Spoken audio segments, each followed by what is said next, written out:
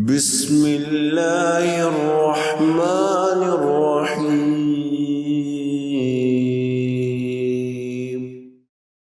نحمده ونصلي على رسوله الكريم اعوذ باللہ من الشیطان الرجیم بسم اللہ الرحمن الرحیم رب اشرح لي صدری ویسر لي امری واحلل عقدۃ من لسانی یفقهوا قولی۔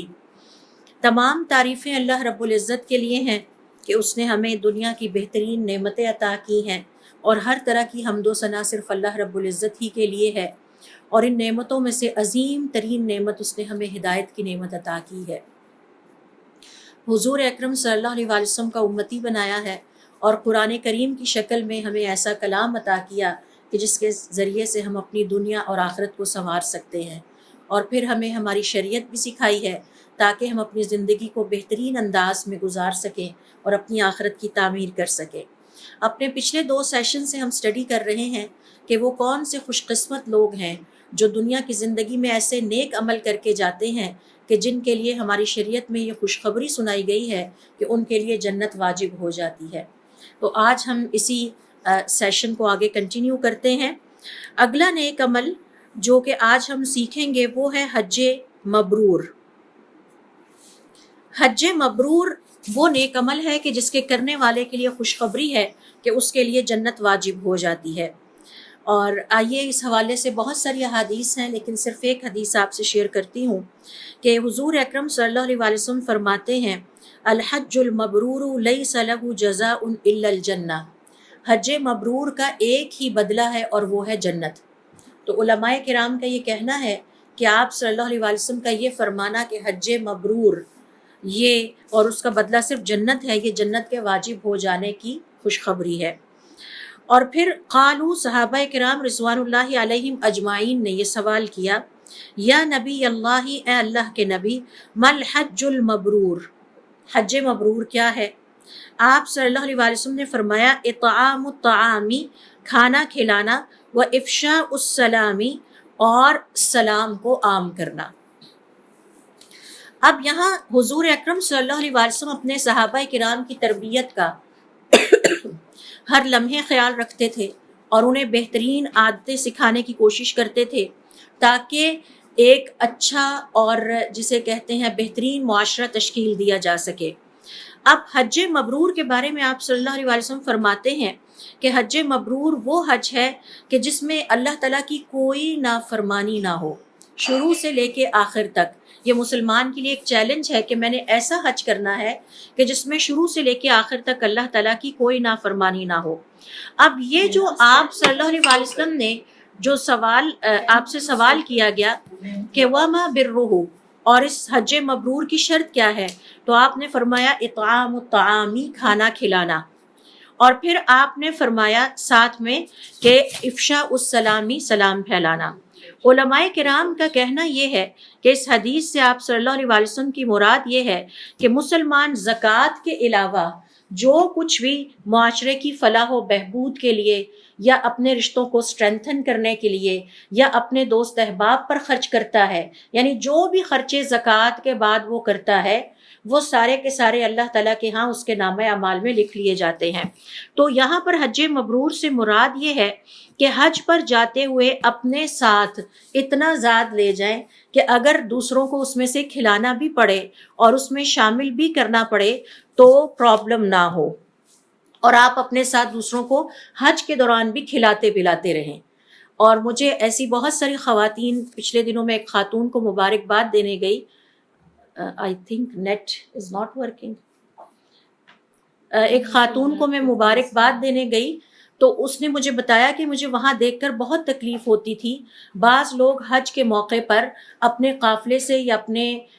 گروپ سے بچھڑ جاتے تھے، اور وہ بتاتے تھے کہ ہم صبح کے بچھڑے ہوئے ہیں اور ہم نے کچھ بھی کھایا پیا نہیں ہے، تو ایسے میں ہم ان کو اپنا کھانے پینے کا سامان نکال کر آفر کرتے تھے۔ تو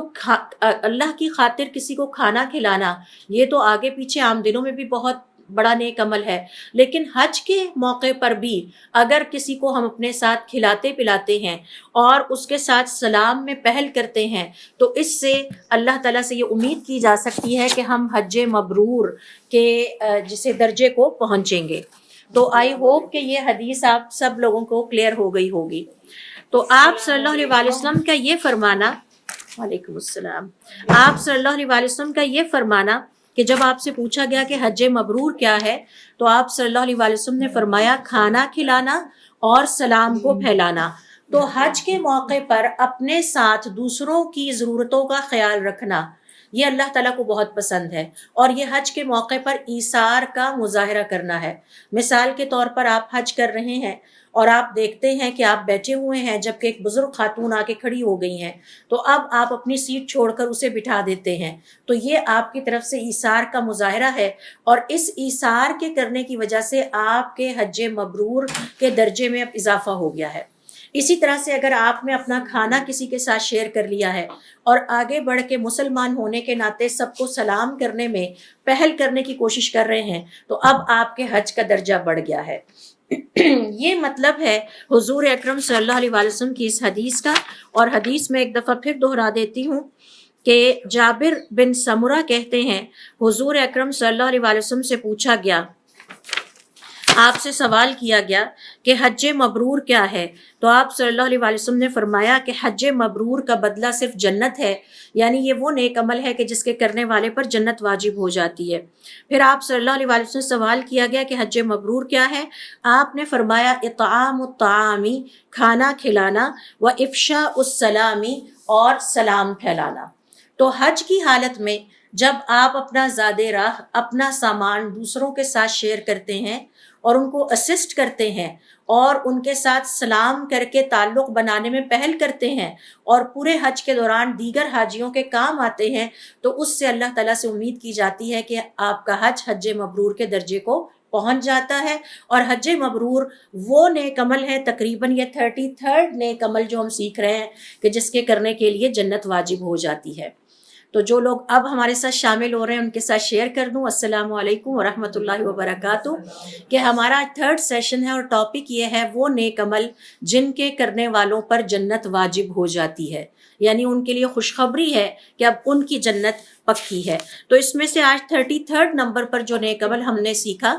31 ہے، یہ سیکھا ہے کہ یہ حج مبرور ہے۔ اور حج مبرور کی ڈیفینیشن آپ صلی اللہ علیہ وآلہ وسلم نے یہ بتائی کہ حج کے موقع پر دوسروں کو کھانا کھلانا اور دوسروں کے ساتھ سلام میں پہل کرنا اور سلام کو پھیلانا۔ السلام علیکم ورحمۃ اللہ وبرکاتہ، یہ وہ بابرکت کلمات ہیں جو حج کے موقع پر ہمیں اپنے مسلمان بہن بھائیوں کو دیکھ کر گریٹ کرنے میں پہل کرنے کی کوشش کرنی چاہیے، اور ان کو جب ہم ان کے لیے یہ کلمات اپنی زبان سے ادا کرتے ہیں تو یہ ہمارے حج کے ثواب میں اضافے کا باعث بنتے ہیں۔ پھر اس کے بعد دیکھیے اگلا جو نیک عمل ہے جس کے کرنے والے پر جنت واجب ہو جاتی ہے، وہ ہے بیواؤں کی کو لک آفٹر کرنے والا، بیواؤں کی کیئر کرنے والا جو انسان ہے، اس کے بارے میں بھی یہی کہا گیا ہے کہ یہ اب ان کے لیے جنت کے واجب ہو جانے کی خوشخبری ہے۔ اس حوالے سے حدیث سن لیجئے۔ سب سے پہلے حضور اکرم صلی اللہ علیہ وآلہ وسلم کا ارشاد ہے، اور ابو ہریرہ رضی اللہ تعالیٰ عنہ فرماتے ہیں کہ آپ صلی اللہ علیہ وآلہ وسلم نے فرمایا، بیواؤں اور مسکینوں کے کام آنے والا اللہ کے راستے میں جہاد کرنے والے کے برابر ہے، یا رات بھر عبادت اور دن کو روزے رکھنے والے کی طرح سے ہے۔ ایک اور حدیث میں آپ صلی اللہ علیہ وآلہ وسلم فرماتے ہیں کہ بیواؤں اور مسکینوں کے کام آنے والا اللہ کے راستے میں جہاد کرنے والے کے برابر ہے، یا اس مسلمان کی طرح سے ہے جس نے ہمیشہ رات بھر عبادت کی اور دن کو ہمیشہ متواتر روزے رکھے۔ تو پھر آپ نے آگے چل کے فرمایا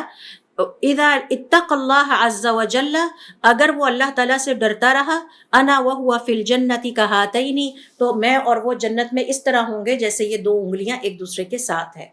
تو علماء کرام کا یہ کہنا ہے کہ اس حدیث سے بھی پتہ چلتا ہے کہ بیواؤں کو لک آفٹر کرنے والے اور یتیموں اور مسکینوں کے سر پر جو ہاتھ رکھنے والے ہیں ان کے لیے ہماری شریعت میں جنت کی ضمانت کی خوشخبری ہے۔ اور پھر ہم سب جانتے ہیں کہ یہ جو کسی فقیر یا مسکین یا بیوہ کو لک آفٹر کرنا، فائنینشلی ان کو سپورٹ کرنا، ان کی حاجتیں پوری کرنا اور ان کے ساتھ اچھا سلوک کرنا، اس کو ہماری شریعت میں بہت پسند کیا گیا ہے۔ جیسا کہ حضور اکرم صلی اللہ علیہ وسلم کی اس حدیث سے اور دیگر احادیث سے واضح ہوتا ہے۔ اور اس حوالے سے مسکین سے مراد وہ شخص ہے کہ جس کے پاس اتنا مال نہ ہو جس سے وہ اپنی بنیادی ضروریات پوری کر سکتا ہو۔ مثال کے طور پر وہ اپنے لیے چھت کا بندوبست نہ کر سکتا ہو، اپنے بچوں کے پیٹ میں کھانا نہ ڈال سکتا ہو، اپنے بچوں کے تن پہ کپڑے نہ دے سکتا ہو، بیمار ہو جانے کی صورت میں ان کا علاج کرانے کی قدرت نہ رکھتا ہو، تو یہ شخص مسکین کہلاتا ہے۔ تو اس کا ثواب اتنا ہے کہ جتنا اللہ کی راہ میں جہاد کرنے والے مجاہد کا ہے، اور یا پھر دوسری حدیث کے مطابق اس کا ثواب اتنا زیادہ ہے اس مسلمان کی طرح کہ جس نے ہمیشہ ساری زندگی اپنے پورے دن روزوں میں گزارے ہوں اور راتیں قیام اللیل میں گزاری ہوں، اتنا زیادہ یعنی اس کا ثواب ہے۔ اور یہ شخص امید کی جاتی ہے علماء کرام کے مطابق کہ قیامت والے دن اللہ کی راہ میں جہاد کرنے والے مجاہدین کے ساتھ اٹھایا جائے گا، یا پھر اسے روزہ داروں اور قیام اللیل کرنے والوں کا درجہ قیامت والے دن عطا کیا جائے گا۔ اور ظاہر ہے کہ یہ دراصل اللہ تعالیٰ کا فضل ہے، اور اللہ تعالیٰ جتنا چاہے اپنے فضل سے کسی کو بھی نواز سکتا ہے۔ تو یہ اگلا نیک عمل ہے کہ بیواؤں اور مسکینوں کے کام آنا۔ اس کے بارے میں حضور اکرم صلی اللہ علیہ وسلم کی طرف سے خوشخبری ہے کہ ایسا شخص جنتی ہے اور وہ جنت میں جائے گا۔ ہم سب جانتے ہیں کہ معاشرے کے ضرورت مند، نادار اور معذور افراد کی کفالت اور خبرگیری ایک بہت ہی عظیم عمل ہے۔ اللہ تعالیٰ نے ان انسانوں کو ہمارے ارد گرد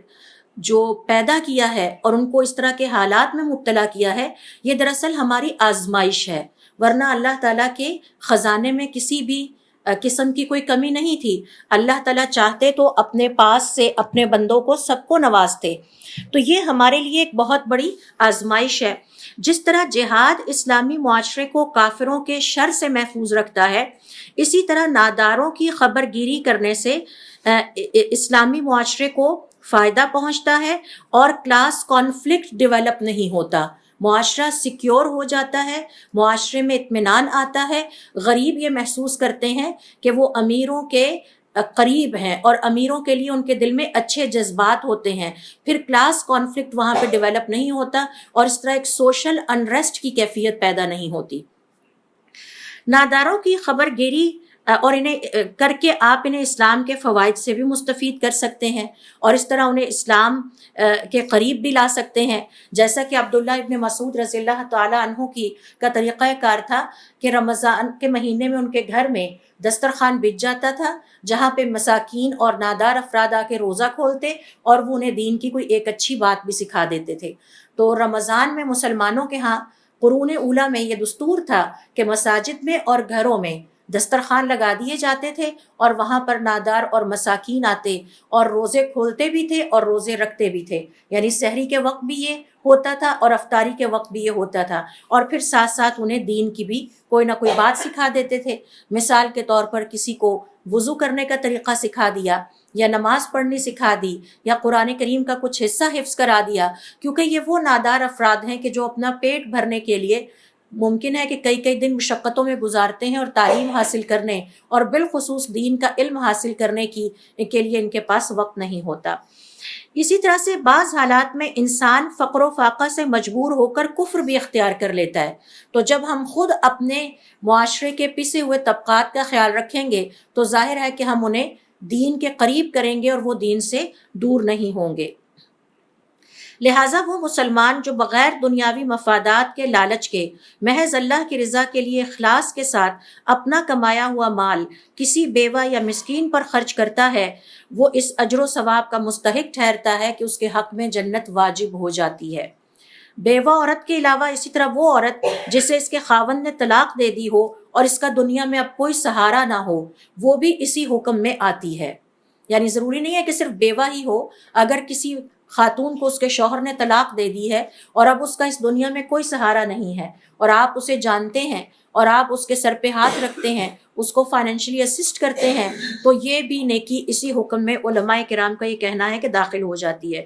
بیوہ خاتون اگر رشتہ دار نہ بھی ہو تو نادار ہونے کی صورت میں اس کا اور اس کے یتیم بچوں کا خیال رکھنا بہت بڑی نیکی ہے. یعنی اس کے لیے کوئی ضروری نہیں ہے کہ وہ رشتہ دار ہی ہو، وہ رشتہ دار نہیں بھی تھی اور آپ نے اس کی کیئر کی تو اس کے لیے یہی خوشخبری ہے. معاشرے میں غریبوں، یتیموں، مسکینوں اور ضرورت مندوں اور بیواؤں کی ضرورت کا خیال رکھنا اہل ایمان کی ذمہ داریوں میں سے ہے.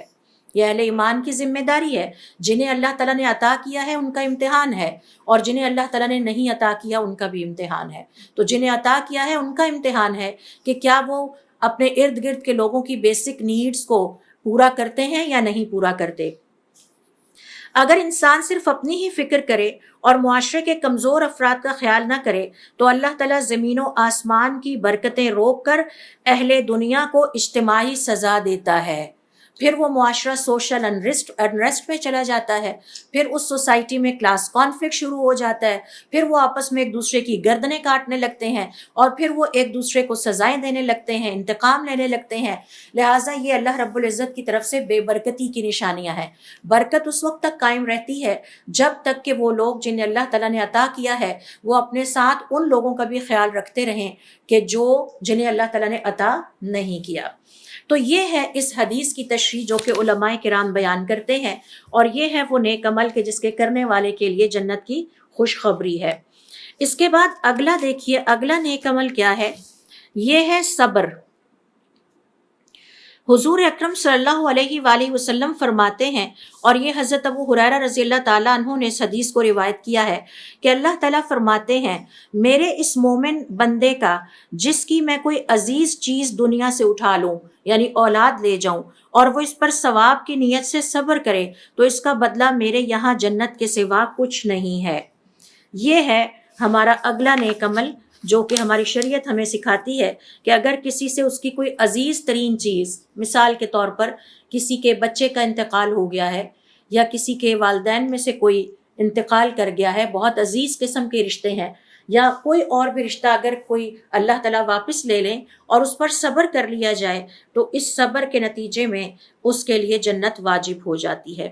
تو حدیث کے الفاظ پھر سن لیجئے، میرے اس مومن بندے کا جس کی میں کوئی عزیز چیز یعنی اس کی اولاد یا کوئی رشتہ دنیا سے اٹھا لوں اور وہ اس پر ثواب کی نیت سے صبر کرے تو اس کا بدلہ میرے یہاں جنت کے سوا کچھ نہیں ہے. اس کی مثال میں آپ کے سامنے رکھوں گی. حضور اکرم صلی اللہ علیہ وسلم اور ہماری جو والدہ ہیں حضرت خدیجہ رضی اللہ تعالی عنہا جس وقت انتقال کر گئیں اس وقت حضور اکرم صلی اللہ علیہ وسلم کو ان کی سپورٹ کی بہت سخت ضرورت تھی، اور آپ کو اس چیز کا اتنا غم ہوا کہ اس سال کو عام الحزن بھی کہا جاتا ہے. پھر وہ چچا بھی انتقال کر گئے جو بہت ساتھ دینے والے تھے. تو یہ اس طرح سے کوئی عزیز چیز یعنی آپ کے والدین میں سے ہیں یا بہن بھائیوں میں سے ہیں یا اولاد میں سے ہیں، اگر اس کے انتقال پر صبر کرتے ہیں تو انشاءاللہ اللہ تعالیٰ سے امید کی جاتی ہے کہ اللہ تعالیٰ اس کے کرنے والے پر کے لیے جنت واجب کر دیں گے.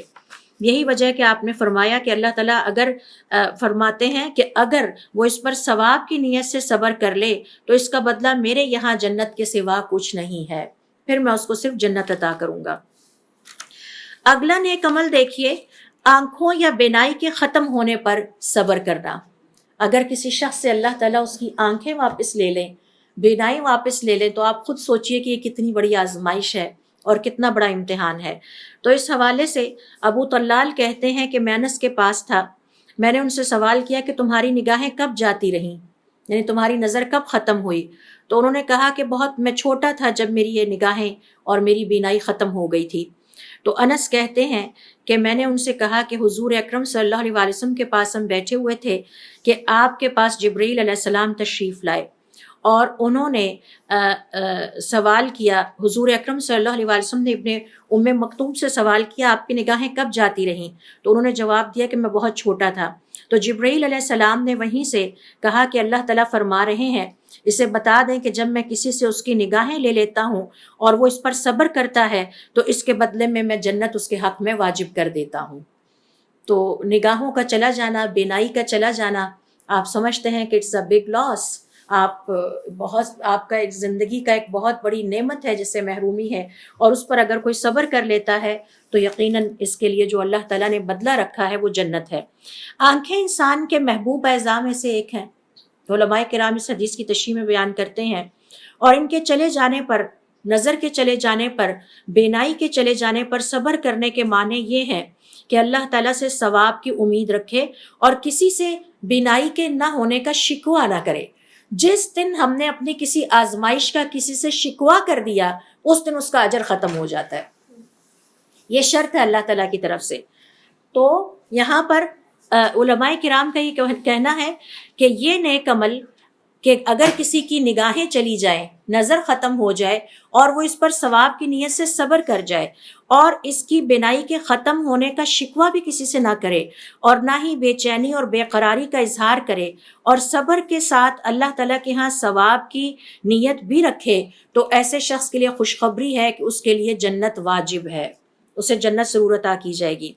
امتحان کا مقصد بعض اوقات کسی دوسری بڑی مصیبت کو ٹالنا ہوتا ہے۔ یہی وجہ ہے ہمارے صالحین پر جب کوئی مصیبت آتی تھی تو وہ کہا کرتے تھے شکر ہے کہ ہماری دنیا کی کوئی مصیبت آئی، دین کی نہیں آئی۔ تو دنیا کی مصیبتیں پھر بھی آسان ہیں، خدا نخواستہ اگر کسی کا دین ضائع ہو جائے تو اس کا مطلب ہے اس کی آخرت ضائع ہو گئی۔ تو علماء کرام کا یہ کہنا ہے کہ امتحان یا آزمائش کا مقصد بعض اوقات کسی دوسری بڑی مصیبت کو ٹالنا ہوتا ہے، اور پھر اللہ تعالیٰ اپنے بندے کو آزمائش میں اس لیے مبتلا کرتے ہیں تاکہ دنیا ہی میں اس کے گناہوں کا کفارہ ہو جائے، اس کے درجات بلند ہو جائیں۔ لہٰذا اس قسم کی آزمائش کو خندہ پیشانی سے قبول کرنا باعث ثواب ہے۔ یہی وجہ ہے کہ اس شخص کے لیے جس کی نگاہیں جاتی رہیں اور پھر اس نے اس پہ صبر کیا اور پھر اس پہ کسی سے شکوہ نہیں کیا، بے چینی اور بے قراری کا اظہار نہیں کیا۔ جیسے مثال کے طور پر ہم بعض اوقات کہہ دیتے ہیں سب کے پاس ہی تو نظریں تھیں، اگر میری بھی رہتی تو کیا ہو جاتا، یہ اب شکوہ ہے۔ شرط یہ ہے کہ شکوہ نہیں کرنا، نہ اس پہ بے چینی اور بے قراری کا اظہار کرنا ہے۔ تو اللہ رب العزت کی طرف سے یہ خوشخبری ہے کہ ایسے شخص کے لیے جنت واجب ہو جاتی ہے، جس کی بینائی جاتی رہی اور اس پہ صبر اس نے کیا، کسی سے شکوہ نہیں کیا، بے قراری اور بے چینی کا اظہار نہیں کیا، اور اللہ تعالیٰ کے اس فیصلے پہ راضی رہا کہ ٹھیک ہے، اگر اللہ تعالیٰ نے میرے حق میں یہ فیصلہ کیا ہے تو اس کے پیچھے کوئی حکمت ہے جو مجھے سمجھ میں نہیں آتی، اور یقیناً اس آزمائش کے نتیجے میں آخرت میں میرے درجات بلند ہوں گے، میرے بہت سارے گناہوں کا کفارہ ادا ہو جائے گا، اور سب سے بڑی بات یہ جنت کی خوشخبری ہے کہ جنت واجب ہے۔ اس کے بعد اگلا نیک عمل دیکھیے جس کا ذکر یہاں علماء کرام نے کیا ہے کہ اس کے کرنے کے نتیجے میں جنت واجب ہو جاتی ہے، وہ ہے 5 نمازوں کو پابندی کے ساتھ ادا کرنا۔ سب سے بڑا جہاد یہ ہے کہ ہم اپنی نمازوں کو پابندی کے ساتھ 5 وقت ادا کر لیں۔ تو اس حوالے سے یہاں ایک حدیث میں آپ کے ساتھ شیئر کرتی ہوں جس میں حضور اکرم صلی اللہ علیہ وسلم فرماتے ہیں یہ 5 نمازیں جو اللہ تعالیٰ نے تم پر فرض کر دی ہیں، جو انہیں ادا کرے گا اور ان میں سے کسی کو بھی ہلکا سمجھتے ہوئے ضائع نہیں کرے گا۔ ہلکا سمجھتے ہوئے یعنی یہ نہیں سمجھے گا کہ میں باقی کام کر لوں، یہ نہ بھی ہو تو خیر ہے، یہ نمازوں کو ہلکا سمجھنا ہے۔ پہلے اس کو ادا کرنا چاہیے کیونکہ اللہ کا حق پہلے ہے، اور نماز اللہ کے حقوق میں سے ایک حق ہے، اور اللہ کا حق ہلکا نہیں ہے، باقی کام ہلکے ہیں۔ پہلے ہمیں اللہ کا حق ادا کرنا ہے، پھر ہمیں باقی کام کرنے ہیں۔ تو آپ صلی اللہ علیہ وسلم فرماتے ہیں اللہ نے اپنے بندوں پر 5 نمازیں فرض کی ہیں، جو انہیں ادا کرے گا اور ان میں سے کسی کو ہلکا سمجھتے ہوئے ضائع نہیں کرے گا، اللہ تعالیٰ کا اس سے پکا وعدہ ہے کہ وہ اسے جنت میں داخل کرے گا، اور جس نے ادا نہیں کی اللہ تعالیٰ کا اس سے کوئی وعدہ نہیں، چاہے تو وہ عذاب دے اور چاہے تو وہ مغفرت کر دے۔ یہ ہے حضور اکرم صلی اللہ علیہ وسلم کی حدیث کے جس سے پتہ چلتا ہے کہ فرض نمازوں کو اہمیت دینا اور ان کو وقت پہ ادا کرنا، ان کے تمام ارکان اور واجبات کا خیال رکھنا اور ان کو خوش دلی کے ساتھ اور شوق اور رغبت کے ساتھ ادا کرنا، یہ ایک بہت بڑا نیک عمل ہے جس کے کرنے والے کے لیے اللہ تعالیٰ کی طرف سے پختہ وعدہ ہے کہ وہ ایسے شخص کو جنت میں ضرور داخل کرے گا۔ یعنی وعدہ بھی ہے اور پختہ بھی ہے، 2 الفاظ یہاں پہ آئے ہیں ایمفسائز کرنے کے لیے۔ اس حوالے سے اس حدیث کی تشریح میں علماء کرام کا یہ کہنا ہے کہ ترک نماز کفر ہے،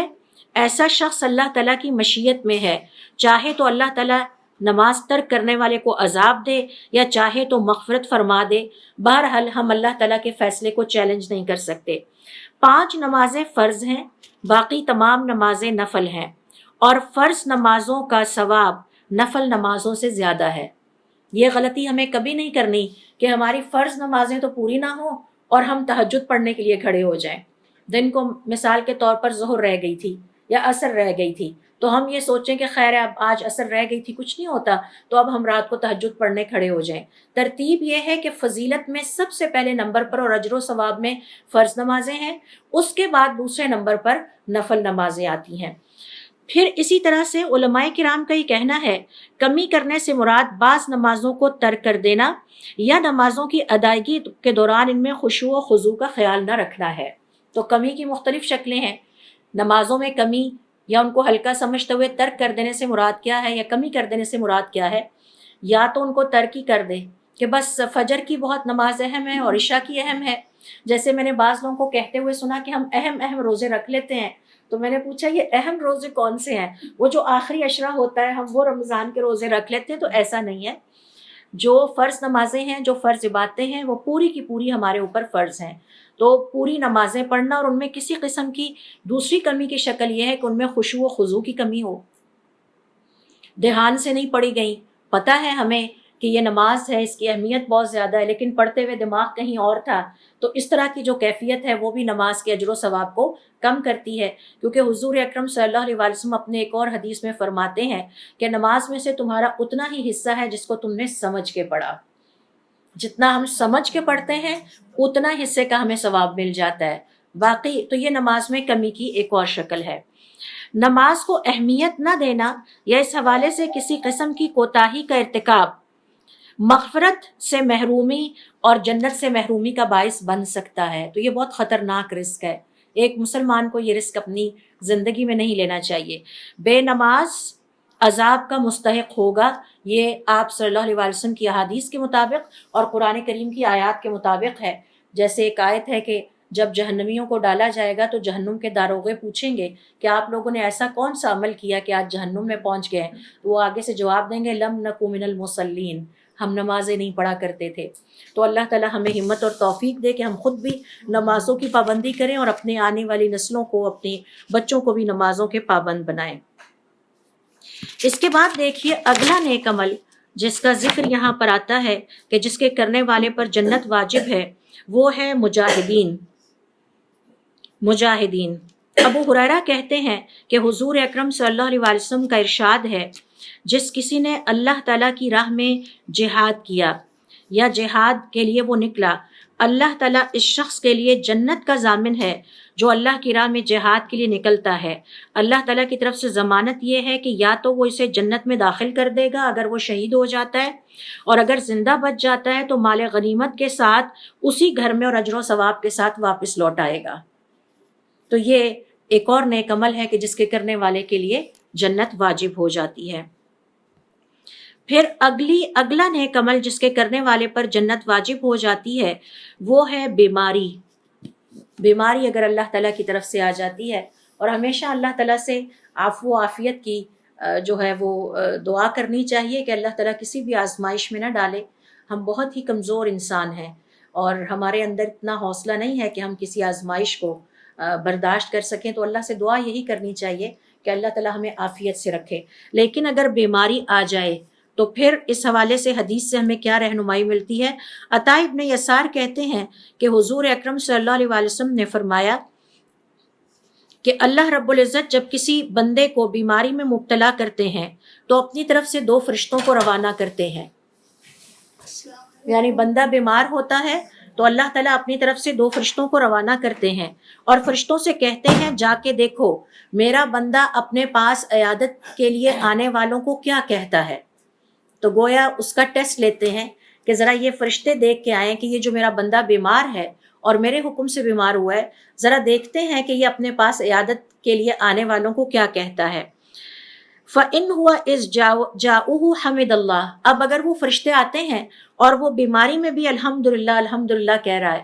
اللہ تعالیٰ کی تعریف بیان کر رہا ہے، وَأَثْنَى عَلَيْهِ رَفَعَ ذَلِكَ إِلَى اللَّهِ عَزَّ وَجَلَّ. تو فرشتے اس بات کو جا کر اللہ تعالیٰ کے سامنے بیان کرتے ہیں کہ آپ کا وہ نیک بندہ بیماری کی حالت میں بھی آپ کا شکر گزار بنا ہوا تھا اور اس کی زبان پر الحمدللہ الحمدللہ کے الفاظ تھے اور وہ آپ کی تعریف بیان کر رہا تھا.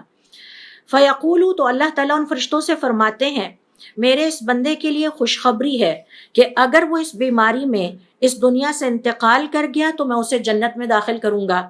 اور اگر میں نے اسے شفا عطا کر دی تو اسے پہلے سے بہتر صحت اور گناہوں کی مغفرت والی زندگی عطا کروں گا۔ تو یہ حضور اکرم صلی اللہ علیہ وسلم کی حدیث ہے کہ جس سے پتہ چلتا ہے بیماری کی حالت میں بھی اللہ تعالیٰ کے شکر گزار بندے بن کے رہنا یہ آسان نہیں ہے۔ لیکن میں نے ماشاءاللہ ایک خاتون کو دیکھا، خاتون خاصی نیک خاتون تھی اور ہمیشہ نیکی کے کاموں میں بڑھ چڑھ کے حصہ لینا۔ تقریباً 1.5 سال وہ کینسر برین ٹیومر میں رہی، اور جب بھی ہم ملنے جاتے تھے وہ الحمدللہ الحمدللہ ہی کہہ رہی ہوتی تھی، اور ہمیشہ کہتی دیکھیں میں تو کہتی ہوں لوگوں کو دیکھ کے کہ میرے حالات پھر بہتر ہیں، اللہ نے مجھے اتنا عطا کیا ہے کہ میرا علاج ہو سکتا ہے، میرے گھر میں ایک بیٹا ڈاکٹر ہے، الحمدللہ میری ایک بہو ڈاکٹر ہے، اور میں جب اپنے ارد گرد کے لوگوں کو دیکھتی ہوں تو میں سمجھتی ہوں کہ اللہ نے پھر بھی مجھے بہتر حال میں رکھا ہے۔ اور واقعتاً میں اس کی باتیں سن کے اس خاتون کے صبر پہ اور اللہ تعالیٰ کے ساتھ اس خاتون کی وفاداری پہ رشک کیا کرتی تھی، اور 1.5 سال میں ان سے ملنے جاتی رہی۔ میرا خیال ہے 4 یا 5 دفعہ میں گئی، میں نے اس خاتون کی زبان سے الحمدللہ ہی سنا، اور میں آج تک یہ سوچتی ہوں کہ بہت ہی خوش قسمت خاتون ہے کہ جنہوں نے دنیا کی زندگی بھی نیکیوں میں گزاری، نیکیاں کرنے میں، اور پھر آخری وقت بھی الحمدللہ الحمدللہ کرتے ہوئے، حالانکہ بہت ماشاءاللہ اچھے گھر کی خاتون تھی، علاج بھی ہوتا رہا، لیکن اس کے باوجود وہ برین ٹیومر سے ختم ہو گئی۔ تو اس کے باوجود وہ اللہ تعالیٰ کی شکر گزار بندی رہی۔ ہم نے ان کے منہ سے کبھی بھی کسی ناشکری کے الفاظ یا بے چینی کے یا شکوے کے الفاظ نہیں سنے۔ تو یہ ایک بہت بڑی کوالٹی ہے، اور ایسے شخص کے لیے اللہ تعالیٰ کی طرف سے یہ اعلان ہے، اللہ تعالیٰ نے اپنے فرشتوں سے فرمایا کہ اچھا اسے بتا دیجئے کہ اگر تو اس بیماری میں اس کا انتقال ہو گیا تو میں اسے جنت میں لے جاؤں گا، اور اگر میں نے اس کو شفا عطا کر دی تو اسے پہلے سے بہتر صحت عطا کروں گا اور اس کے سابقہ گناہوں کی مغفرت کر دوں گا، یعنی اس کی اگلی زندگی بہتر ہو جائے گی۔ اگلے نمبر پہ دیکھیے کہ جو جنت واجب کر دینے والا عمل ہے، اللہ کی راہ میں نکلنے والے۔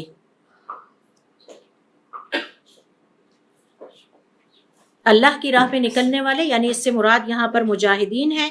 اور یہ حضرت ابو ہریرہ رضی اللہ تعالیٰ عنہ اس حدیث کو بیان کرتے ہیں کہ حضور اکرم صلی اللہ علیہ وسلم فرماتے ہیں کہ اللہ کی راہ میں نکلنے والے کے لیے جنت واجب ہو جاتی ہے، اور اگر مجھے اپنی امت پر بوجھ کا خیال نہ ہوتا تو میں کبھی بھی کسی غزوے یا جہاد کے موقع پر کسی کو بھی پیچھے نہ رہنے دیتا، اور کہتا کہ سب اس پہ ہر حال میں شامل ہو جائیں، یا تو اللہ کی راہ میں شہید کر دیے جاؤ گے، جنت واجب ہو جائے گی، یا مال غنیمت لے کر اور اللہ کا ثواب لے کر اپنے گھر کو واپس پلٹو گے۔ اس کے بعد اگلی حدیث ہے جس کے بیٹے فوت ہو جائیں۔ آپ کو یاد ہوگا اس سے پہلے حدیث ہم نے پڑھی تھی کہ جس کے چھوٹی عمر میں بچپن میں بچے فوت ہو جائیں۔ آپ کو پتہ ہے کہ چھوٹے سے بچے کے ساتھ ایک اٹیچمنٹ ہوتی ہے، اس نے ابھی ماں باپ کی چونکہ نافرمانی بھی نہیں کی ہوتی ہے، بہت پیاری عادتیں ہوتی ہیں، تو اچانک اگر 2 سے 3 سال کا بچہ فوت ہو جائے تو ماں باپ کو بہت دکھ ہوتا ہے، لیکن اگر بڑی عمر میں بھی اولاد فوت ہو جائے تو یقیناً ماں باپ کی کمر ٹوٹ جاتی ہے۔ اب یہ حدیث خاص طور پر بیٹوں کے بارے میں ہے کہ اگر کسی کو اللہ تعالیٰ بیٹے عطا کرے اور پھر واپس لے لے، چاہے وہ بچپن میں لے لے چاہے وہ جوانی میں لے لے، آپ جانتے ہیں کہ ایک بہت بڑا صدمہ ہوتا ہے، اور اولاد تو اولاد ہے۔ میں سمجھتی ہوں کہ بیٹیوں کے لیے بھی اتنا ہی صدمہ انسان محسوس کرتا ہے اور بیٹوں کے لیے بھی اتنا ہی محسوس کرتا ہے، لیکن ہمارے معاشرے میں ایک یہ چیز پائی جاتی ہے کہ بیٹوں کے لیے ذرا زیادہ فیل کیا جاتا ہے اور سمجھا جاتا ہے کہ یہ ہمارے بڑھاپے کا سہارا ہے، حالانکہ بعض اوقات بیٹیاں بھی بڑھاپے کا سہارا بن جاتی ہیں۔ بہرحال اولاد ہے، لیکن یہ حدیث بالخصوص بیٹوں کے لیے ہے کہ جس کسی کو اللہ تعالیٰ نے بیٹے عطا کیے اور پھر اس سے لے لیے اور وہ ابھی جوانی کو نہیں پہنچے تھے، اور وہ اللہ تعالیٰ کی خاطر صبر کر جائے اور کوئی شکوہ والے الفاظ زبان سے نہ نکالے، تو ایسے شخص کے لیے جنت واجب ہو جاتی ہے۔ آج کے لیسن میں سیکنڈ لاسٹ جو ہمارا پوائنٹ ہے وہ یہ ہے کہ جس شخص نے اپنی زبان کی حفاظت کر لی اور اپنی عزت کی حفاظت کر لی، یعنی زنا کے قریب نہیں گیا، انلیگل ریلیشن شپس یا حرام تعلقات قائم نہیں کیے۔ اسلام میں، ہماری شریعت میں اس بات کی مسلمان کے پاس کوئی گنجائش نہیں ہے کہ شادی سے پہلے یا شادی کے بعد وہ کسی قسم کے بھی غیر قانونی یا حرام تعلقات مرد اور عورت جو ہیں وہ آپس میں قائم کریں۔ تو اس حوالے سے اگر کوئی شخص زندگی میں اپنی حفاظت کرے، پہلے نمبر پر زبان کی حفاظت جو کہ خاصا مشکل چیلنج ہے، اور شاید ہی کوئی اللہ جس پر رحم فرمائے اس چیلنج سے نکل سکے یا بچ سکے۔ اور دوسرے نمبر پر جس نے اپنی عزت کی حفاظت کی، یعنی وہ اپنی زندگی میں زنا کے قریب نہیں گیا۔ اب زنا کے پریمبلز بھی ہیں، سٹیپس بھی ہیں، اور آخر میں جو زنا کی آخری ایک شکل ہے وہ بھی ہے۔ ان دو چیزوں میں سے جس نے اپنے آپ کو بچا لیا اس کے لیے جنت واجب ہو جاتی ہے۔ آئیے حضور اکرم صلی اللہ علیہ وآلہ وسلم کی اس حدیث کو دیکھتے ہیں کہ آپ صلی اللہ علیہ وآلہ وسلم نے اس حدیث میں کیا فرمایا ہے۔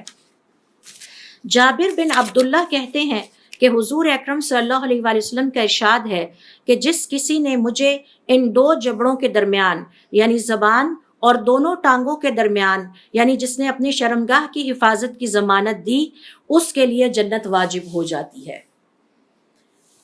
اور ظاہر ہے کہ یہ دونوں بہت بڑے چیلنجز ہیں۔ زبان کی حفاظت کرنا بھی بہت مشکل ہے، ہماری زبان سے ایسے الفاظ نکل جاتے ہیں، بعض اوقات غصے میں نکل جاتے ہیں جو کہ نہیں نکلنے چاہیے، یا زبان سے بنی آدم سب سے زیادہ گناہ کرتا ہے۔ علامہ ابن رجب رحمۃ اللہ علیہ فرماتے ہیں جب ہم نے شمار کیا تو ہم نے دیکھا کہ زبان سے ایک انسان اللہ تعالیٰ کی 72 نافرمانیاں کرتا ہے، جبکہ کسی اور عضو سے اتنی زیادہ نافرمانیاں نہیں کرتا۔ تو زبان سب سے بڑا چیلنج ہے۔ یہی وجہ ہے کہ حضور اکرم صلی اللہ علیہ وسلم فرماتے ہیں کہ ہر روز جب صبح ہوتی ہے تو اس جسم کے سارے اعضاء زبان سے پناہ مانگتے ہیں، کیونکہ جو کچھ زبان کرے گی وہ پورے جسم کو بھگتنا ہوگا اور پورے جسم کو اس کے کانسیکوینسز فیس کرنے ہوں گے۔ اور غیبت ہے تو زبان سے ہوتی ہے، جھوٹ ہے تو زبان سے ہوتا ہے، جھوٹی گواہی ہے، چغلی ہے، کسی کو تانا دینا ہے، یا کسی میں نقص یا عیب نکالنا ہے، یا جتنے بھی یہ گناہ ہیں یہ سارے آپ جانتے ہیں۔ زبان کی جو تباہ کاریاں ہیں وہ بہت زیادہ ہیں۔ پھر زبان سے اتراتے ہیں ہم، ایسے الفاظ نکالتے ہیں جس سے ہماری دوسروں کے اوپر سپیریورٹی اسٹیبلش ہو سکے کہ ہم تو شاید دوسروں سے بہتر ہیں اور دوسرے ہم سے کمتر ہیں۔ تو یہ سارے گناہ زبان سے ہوتے ہیں، اور سب سے زیادہ جو عضو کام کرتا ہے انسان کے جسم میں وہ بھی زبان ہی ہے، اور اس کے ہمیں نہیں پتہ چلتا کہ ہم اس کو غلط استعمال میں لا رہے ہیں یا صحیح استعمال میں لا رہے ہیں۔ اور دوسرے نمبر پر جس نے اپنی عزت کی حفاظت کی، دنیا کی زندگی میں وہ زنا کے قریب نہیں گیا، حرام تعلقات کو پرورش نہیں دی، نہ شادی سے پہلے اور نہ شادی کے بعد، اور اگر کسی نے کیا وہ توبہ کر لے تو ایک الگ بات ہے، لیکن جس کسی نے ان دو چیزوں کے حوالے سے اپنی حفاظت کر لی اس کے لیے جنت واجب ہے۔ آخری نیک عمل جو آج کے سیشن میں ہم سیکھیں گے، اور آج کا سیشن ہمیں چونکہ جلدی ختم کرنا ہے، یہاں ماشاءاللہ ایک گیٹ ٹوگیدر بھی ہے، جس کے کرنے والے کے لیے جنت واجب ہے، وہ ہے جھوٹی قسم یا حلف ترک کر دینا۔ جھوٹی قسم نہ کھانا یا حلف نہ اٹھانا۔ حلف لفظ آپ سمجھتے ہیں اس کس کو کہتے ہیں؟ تو پہلے حدیث سن لیجئے۔ عدی بن عمیرہ کہتے ہیں کہ حضور اکرم صلی اللہ علیہ وآلہ وسلم کے پاس دو افراد جھگڑتے ہوئے آئے، ان میں سے ایک نے کہا یہ میری ہے اور دوسرے نے کہا یہ میری ہے، اور میں نے اس پہ پہلے قبضہ کیا تھا، زمین کے بارے میں لڑائی ہو رہی تھی، یہ پلاٹ میں نے پہلے قبضہ کیا تھا لہٰذا اب یہ میری ہے۔ تو آپ صلی اللہ علیہ وآلہ وسلم نے فرمایا کہ تم میں سے کون حلف اٹھائے گا؟ تو ایک شخص نے کہا کہ میں اس پر قسم کھانے یا حلف اٹھانے کو تیار ہوں۔ تو آپ صلی اللہ علیہ وآلہ وسلم نے اس سے فرمایا کہ اگر تم یہ جھوٹی قسم کھا رہے ہو اور تم اس وقت غصے کی حالت میں بھی ہو، اگر تم اسے ترک کر دو تو میں تمہیں جنت کی خوشخبری دیتا ہوں، تمہارے لیے جنت واجب ہو جاتی ہے۔ صحابہ کرام کہتے ہیں کہ ہم نے دیکھا تھوڑی دیر کے لیے دونوں خاموش ہو گئے، اور پھر ان میں سے ایک نے اٹھ کے کہا کہ ہاں یہ زمین اسی کی ہے، یہ میری نہیں ہے۔ تو جھوٹی قسم سے باز آ جانا اور جھوٹا حلف نہ اٹھانا۔ اور اس حوالے سے علماء کرام کا یہ کہنا ہے کہ جو آدمی کسی مسلمان کا حق جھوٹی قسم کھا کر مار لے گا تو اللہ تعالیٰ نے اس کے لیے جہنم کو واجب کر دیا ہے۔ بہت چھوٹی چھوٹی چیزوں میں جھوٹی قسمیں ہم انسان کھا جاتے ہیں، بہت ساری ایسی بلانگنگز ہوتی ہیں چھوٹی چھوٹی، زمین تو بہت بڑی بات ہے جس میں جھوٹی قسمیں کھا جاتے ہیں۔ تو یہ ہمارے لیے سوچنے کا ایک لمحہ ہے کہ کیا ہم یہ چاہتے ہیں کہ ہمارے لیے جہنم واجب ہو جائے۔ اور کسی مسلمان کا حق کی بھی کئی شکلیں ہیں، بعض اوقات زمین کی شکل میں حق مارا جاتا ہے، بعض اوقات جائیداد میں حصے کی شکل میں حق مار دیا جاتا ہے۔ بہن بھائی مل کر کوئی جھوٹی قسم اٹھا کے کسی ایک بہن بھائی کو اس کے حق سے محروم کر دیں، میاں بیوی میں سے کوئی ایک جھوٹی قسم کھا کے دوسرے کو اس سے محروم کر دے، کسی مال کا یتیم، حتیٰ کہ کسی ملازم کی تنخواہ حق مار لی اور اس کو ادا نہیں کی، اللہ تعالیٰ ہمیں محفوظ رکھے، اور پھر قسم اٹھا دی کہ نہیں میں نے تو ادا کر دی تھی۔ تو یہ اس طرح کی جو جھوٹی قسمیں ہیں ان سے اپنے آپ کو بچایا جائے، اور ان کے بارے میں حضور اکرم صلی اللہ علیہ وسلم کا ارشاد ہے کہ جو آدمی کسی مسلمان کا حق جھوٹی قسم کھا کر مار لے گا تو اللہ تعالیٰ نے اس کے لیے لکھ دیا ہے کہ جہنم واجب ہو جائے گی۔ ایک شخص اٹھا اور اس نے آپ صلی اللہ علیہ وسلم سے کہا اگرچہ وہ معمولی سی چیز ہو، معمولی سی چیز کے لیے بھی اگر کوئی جھوٹی قسم کھا لیتا ہے یا جھوٹا حلف اٹھا لیتا ہے تو آپ صلی اللہ علیہ وسلم نے فرمایا خواہ وہ پیلو کی ٹہنی ہی کیوں نہ ہو۔ پیلو ایک درخت ہے جس کی ٹہنیوں سے مسواک بنائی جاتی ہے، اور عموماً یہ بہت زیادہ اویلیبل ہوتی ہیں۔ تو بعض اوقات ایسا ہوتا ہے نا، ہم مسجد میں گئے تو وہاں مسواک پڑی تھی ساری، اٹھا لی ایک، اور کسی نے کہا کہ آپ نے اٹھائی ہے؟ نہیں میں نے تو نہیں اٹھائی، اور قسم کھا لی۔ تو ایک معمولی سی چیز ہے جو کہ عام پڑی ہوتی ہے، مسواکیں ہیں بہت ساری پڑی ہیں، اور ہم سمجھتے ہیں کہ اس کی کیا ورت ہے، شاید 10 روپے کی ہوگی، تو اس کے لیے اگر جھوٹی قسم کھا لی تو آپ صلی اللہ علیہ وسلم نے فرمایا نہیں، اگرچہ کوئی معمولی سی چیز ہی کے لیے قسم کیوں نہ کھائے، خواہ وہ پیلو کی ٹہنی ہی کیوں نہ ہو۔ تو پیلو ایک درخت ہے جس کی ٹہنیوں سے مسواک بنتی ہے۔ تو جو آدمی کسی مسلمان کا حق جھوٹی قسم کھا کر مار لے گا تو اللہ تعالیٰ نے اس کے لیے جہنم کو واجب کر دیا ہے، اور اس کے بدلے میں جو جھوٹی قسم کو یہ سوچ کر ترک کر دے کہ اللہ نے اس سے روکا ہے، اس کے لیے جنت واجب ہو جاتی ہے۔ اس حدیث کی تشریح میں علماء کرام کا یہ کہنا ہے کہ دوسروں کو نقصان پہنچانا کبیرہ گناہوں میں سے ایک ہے۔ یہ جو ہم آپس میں ایک دوسرے کو اذیتیں پہنچاتے رہتے ہیں، دوسرے کو نقصان پہنچاتے ہیں، یعنی کسی کا حق وقت پہ ادا نہیں کیا، یہ نقصان پہنچانا ہے، اذیت دی تو اس کو نقصان پہنچانا ہے، یہ کبیرہ گناہوں میں سے ایک ہے، اور ہم سب جانتے ہیں کہ کبیرہ گناہوں کے کرنے والے جہنم میں ضرور جائیں گے۔ دنیا میں اس کا خسارہ ہے، اور آخرت میں اللہ تعالیٰ کے الفاظ ہیں دردناک عذاب جھوٹی قسمیں کھانے والے کے لیے، اور جھوٹوں کی فہرست میں نام شامل ہو جاتا ہے۔ لوگوں کے یا دوسروں کے مال یا ان کے حقوق جھوٹی قسموں کے ذریعے کھانے کی حرمت اس حدیث میں بیان کی گئی ہے۔ مال خواہ تھوڑا ہو، حق خواہ تھوڑا ہو یا زیادہ، ہر حال میں فیصلہ تو ہوگا۔ بعض اوقات کیا ہوتا ہے کہ اگر کسی جگہ کوئی مالدار انسان ہے یا رشتہ دار ہے، اس سے ادھار لیا ہے تو لوگ یہ کہہ کر واپس نہیں کرتے اس کو کیا ضرورت ہے، اس کے پاس تو بہت پیسہ ہے۔ مال خواہ تھوڑا ہو یا زیادہ، اس کا فیصلہ قیامت والے دن ضرور ہونا ہے۔ تو اب یہ ہم نے فیصلہ کرنا ہے کہ ہم اپنے لیے جنت واجب کرنا چاہتے ہیں یا ہم اپنے لیے جہنم واجب کرنا چاہتے ہیں۔ پھر اسی طرح سے جھوٹی قسم کھانا کبیرہ گناہ ہے۔ حضور اکرم صلی اللہ علیہ وسلم کی احادیث کے مطابق جھوٹی قسم کھانا کبیرہ گناہ ہے۔ اسی طرح سے علماء کرام کا یہ کہنا ہے کہ بعض گناہ بظاہر معمولی ہوتے ہیں لیکن وہ اللہ کی نظر میں بہت بڑے ہوتے ہیں۔ تو کبھی بھی کسی گناہ کو یہ سوچ کے نہ کریں کہ یہ تو بڑی معمولی سی بات ہے، اللہ تعالیٰ اس پہ تو مجھے معاف کر ہی دے گا، یہ میں نے کسی کی پینسل رکھ لی ہے، چلو کوئی بات نہیں، اللہ تعالیٰ مجھے معاف کر دے گا۔